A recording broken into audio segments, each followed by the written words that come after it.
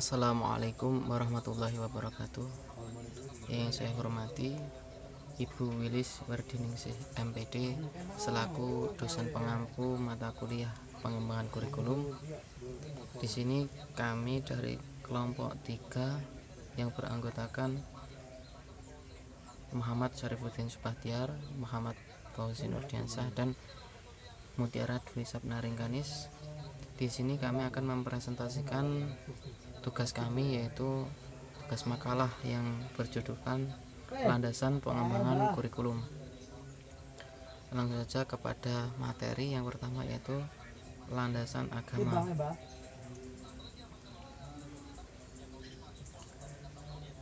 Di dalam surat An-Nahl ayat 125 yang bunyinya yaitu Bismillahirrahmanirrahim, Ud'u ila sabili rabbika bil hikmati wal mau'izatil hasanati wajadilhum billati hiya ahsan inna rabbaka huwa a'lamu biman dhalla an sabilihi wa huwa a'lamu bil muhtadin. Yang artinya, serulah manusia kepada jalan Tuhanmu dengan hikmah dan pelajaran yang baik, dan bantahlah mereka dengan cara yang baik. Sesungguhnya Tuhanmu dialah yang lebih mengetahui tentang siapa yang tersesat di jalannya, dan dialah yang lebih mengetahui orang-orang yang mendapatkan petunjuk. Adapun juga dalam Al-Quran surat Ali Imran ayat 104 yaitu Bismillahirrahmanirrahim, wal takum minkum ummatun yud'una ilal khairi wa ya'muruna bil ma'rufi wa yanhauna 'anil munkar wa ulaika humul muflihun. Yang artinya, dan hendaklah di antara kamu segolongan umat yang menyerukan kepada kebajikan, kepada yang ma'ruf, dan yang mencegah dari yang mungkar. Mereka itu adalah orang-orang yang beruntung. Jadi pentingnya landasan agama dalam pengembangan kurikulum pendidikan itu merupakan hal yang cukup luar biasa.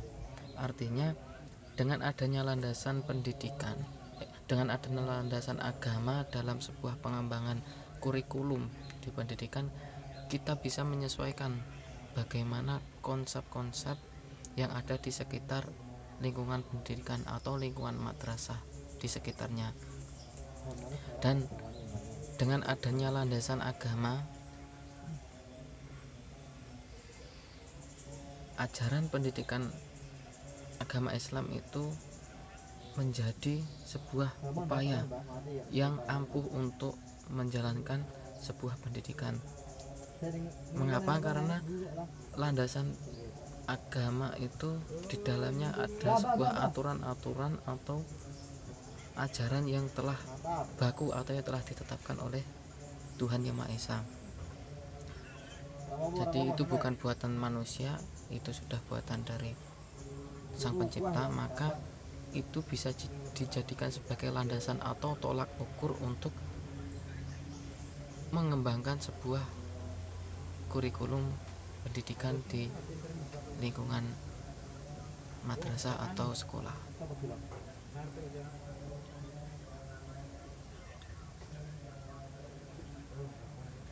Jadi untuk penanaman nilai-nilai agama dalam proses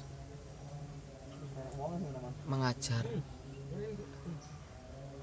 itu perlu ditanamkan betul, karena itu merupakan sebuah upaya pengajar kepada pendidik untuk menanamkan sebuah landasan-landasan agama yang dikembangkan dengan kurikulum pendidikan. Untuk selanjutnya yaitu landasan filosofis. Landasan filosofis dalam hal pendidikan atau pengembangan kurikulum itu digunakan untuk menjawab sebuah hakikat pendidikan, tujuan pendidikan, serta siapa pendidik, siapa peserta didik, dan apa dan bagaimana proses interaksi pendidikan dan lain sebagainya. Yang mana hakikat pendidikan itu merupakan sebuah pertanyaan-pertanyaan yang mendasar dan jawaban-jawaban yang mendasar.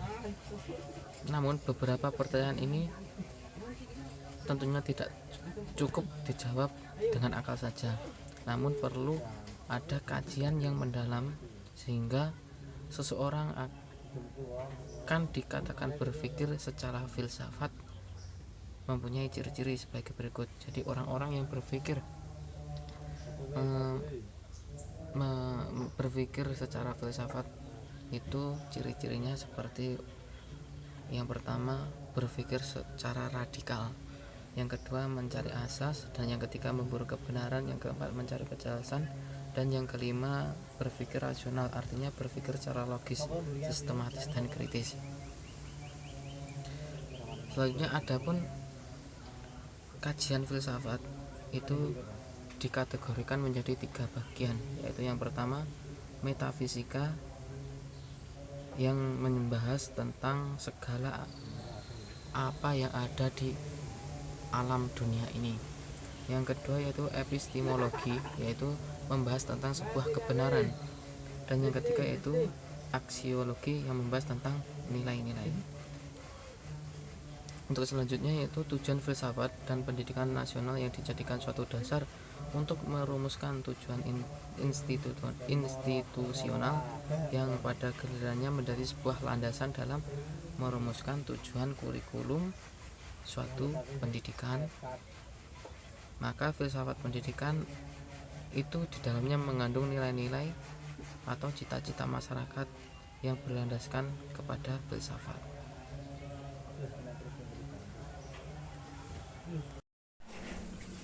Assalamualaikum warahmatullahi wabarakatuh. Di sini saya akan melanjutkan presentasi dari teman saya. Dilanjut dari landasan Yudiris. Landasan Yudiris ini menyangkut persoalan hukum yang berkaitan dengan substansi atau materi yang diatur, sehingga perlu dibentuk peraturan perundang-undangan. Jadi landasan ini merupakan pendidikan nasional di Indonesia yang diatur dalam Undang-Undang Sisdiknas nomor 20 tahun 2003. Selain itu, pemerintah telah menetapkan 8 standar nasional pendidikan (8 SNP) yang merupakan acuan pelaksanaan pendidikan di seluruh lembaga pendidikan di Indonesia. Ke-8 SNP tersebut adalah bisa dikaitkan dengan yang nomor 1, merujuk dari standar kompetensi lulusan atau bisa dikatakan SKL. Yang kedua, standar isi pada Permendikbud nomor 21 tahun 2016. Nomor 3, standar proses. Dilanjut nomor 4, standar penilaian. Nomor 5, standar pembiayaan. Nomor 6, standar sarana dan prasarana. Nomor 7, standar pengelolaan. Nomor 8, standar pendidik dan tenaga.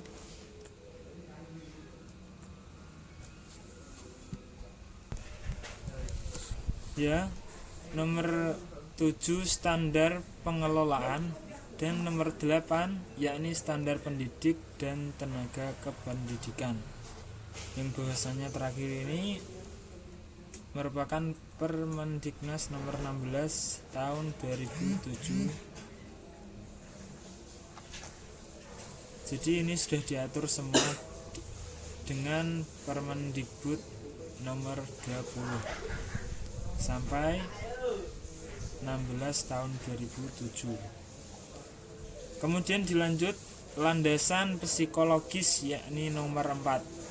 Landasan ini memberikan prinsip tentang perkembangan anak dalam berbagai aspek serta cara belajar agar bahan yang disediakan dapat dicerna dan dikuasai oleh anak sesuai dengan taraf perkembangannya. Dalam proses pembelajaran harus mempertimbangkan 2 hal, yaitu psikologi anak. Sekolah didirikan untuk anak, untuk kepentingan anak, yaitu menciptakan situasi di mana anak dapat belajar untuk mengembangkan bakatnya. Jadi psikologis ini sangat penting untuk perkembangan kurikulum, terutama terhadap anak, karena bahwasanya anak berpikiran mulai sejak balita sampai dewasa itu juga mempengaruhi terhadap psikologisnya, dari jiwa, akal tersebut. Dan yakni nomor 2, psikologi belajar. Pendidikan di sekolah diberikan dengan kepercayaan dan keyakinan bahwa anak dapat dididik, dapat dipengaruhi kelakuannya. Anak-anak dapat belajar, dapat menguasai sejumlah pengetahuan, dan dapat mengubah sikapnya, dapat menerima norma-norma, dapat menguasai keterampilan. Jadi nanti kelanjutannya ini psikologi belajar, yang mana mempengaruhi dalam akses keterampilan tersebut. Nanti berselingnya waktu pasti anak tersebut mempunyai psikologis yang kuat. Sekian, nanti akan dilanjutkan oleh teman saya pada landasan sosial budaya. Assalamualaikum warahmatullahi wabarakatuh. Selanjutnya yang kelima ada landasan sosial budaya. Pendidikan merupakan suatu usaha mempersiapkan peserta didik untuk terjun ke lingkungan masyarakat. Pendidikan bukan hanya untuk pendidikan semata, namun memberikan bekal pengetahuan, keterampilan, serta nilai-nilai untuk hidup, bekerja, dan mencapai perkembangan lebih lanjut di masyarakat. Maka dari itu, tujuan, isi, maupun proses pendidikan harus disesuaikan dengan kebutuhan, kondisi, karakteristik, kekayaan, dan perkembangan yang ada di masyarakat. Karena setiap lingkungan masyarakat masing-masing memiliki sistem sosial budaya tersendiri yang mengatur pola kehidupan dan pola hubungan antar anggota masyarakat. Ada 2 pertimbangan sosial budaya yang dijadikan landasan dalam pengembangan kurikulum. Yang pertama, setiap orang dalam masyarakat selalu berhadapan dengan masalah anggota masyarakat yang belum dewasa dalam kebudayaan. Maksudnya adalah manusia belum mampu menyesuaikan dengan cara kelompoknya. Yang kedua, kurikulum dalam setiap masyarakat merupakan refleksi dari cara orang berpikir, berasa, bercita-cita, atau kebiasaan. Karena itu, untuk membina struktur dan fungsi kurikulum, perlu memahami kebudayaan. Dan karena itu, para pengembang kurikulum harus, yang pertama, mempelajari dan memahami kebutuhan masyarakat. Yang kedua, menganalisis budaya masyarakat tempat sekolah berada. Yang ketiga, menganalisis kekuatan serta potensi daerah. Yang keempat, menganalisis syarat dan tuntutan tenaga kerja. Dan yang kelima, menginterpelasi kebutuhan individu dalam kerangka kepentingan masyarakat. Dari penjelasan tersebut dapat diungkapkan bahwa melalui pendidikan manusia mengenal peradaban masa lalu, turut serta dalam peradaban sekarang dan membuat peradaban masa yang akan datang. Penerapan teori, prinsip, hukum, dan konsep yang terdapat dalam semua ilmu pengetahuan yang ada dalam kurikulum harus disesuaikan dengan kondisi sosial budaya dalam masyarakat setempat. Sehingga hasil belajar yang dicapai oleh siswa lebih bermakna dalam hidupnya. Pengembangan kurikulum hendaknya memperhatikan kebutuhan masyarakat dan perkembangan masyarakat. Disinilah tuntutan masyarakat adalah salah satu dasar dalam pengembangan kurikulum. Fungsi sosial pendidikan antara lain yaitu yang keterampilan, yang kedua mentransmisikan budaya, yang ketiga mendorong bekerja kelompok, Yang keempat, mendorong adaptasi lingkungan. Yang kelima, membentuk kedisiplinan. Yang keenam, meningkatkan perilaku etik. Dan yang terakhir, memilih bakat dan memberi penghargaan prestasi. Faktor kebudayaan merupakan bagian yang penting dalam pengembangan kurikulum, antara lain.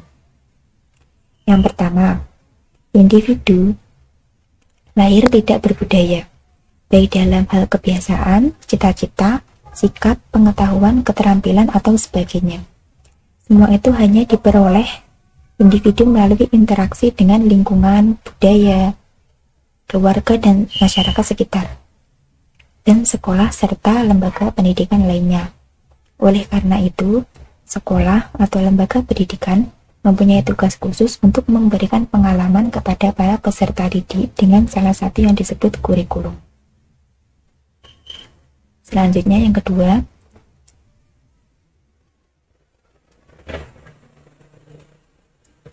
pendidikan mendidik anggota masyarakat agar dapat hidup berintegrasi dan beradaptasi dengan anggota masyarakat lainnya, serta meningkatkan kualitas hidupnya sebagai makhluk berbudaya.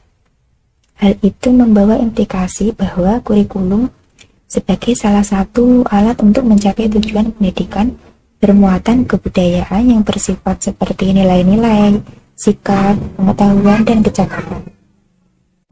Dan yang terakhir ada landasan iptek. Teknologi hakikatnya merupakan implementasi dari ilmu pengetahuan dan menduduki peranan penting dalam kehidupan manusia. Teknologi lahir dari karya pikir manusia melalui proses ilmiah guna mencapai tujuan yang optimal. Teknologi juga dapat diartikan sebagai sarana manusia untuk menyediakan kebutuhan. Tujuannya ialah menciptakan suatu kondisi yang efektif, efisien, dan sinergitas terhadap pola perilaku manusia. Salah satu indikator kemajuan peradaban manusia salah satunya dapat diukur dari kemajuan iptek. Teknologi dibuat untuk mendukung kehidupan manusia di semua aspek. Adanya teknologi memudahkan manusia dalam mengembangkan sumber daya alam yang ada. Iptek merupakan hasil dari gagasan manusia yang bersifat objektif sehingga mudah diterima dan dijangkau oleh masyarakat. Dengan adanya iptek dapat memudahkan dalam menyampaikan informasi sehingga menyebabkan perubahan dan perkembangan para budaya. Perkembangan tersebut membuat pola pikir dan hidup masyarakat terus berubah mengikuti kemajuan. Apabila masyarakat tidak dapat mengikutinya, maka mereka akan ketinggalan sehingga membuat mereka kesusahan dalam memanfaatkan sumber daya alam. Berdasarkan hal tersebut, sebuah bangsa atau negara akan mengalami kemunduran karena rakyat di dalamnya tidak mampu memanfaatkan sumber daya alam dalam hal iptek.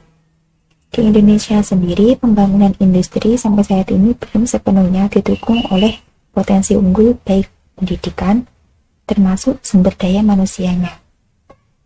Iptek belum sepenuhnya dimanfaatkan oleh masyarakat Indonesia, khususnya para pendidik.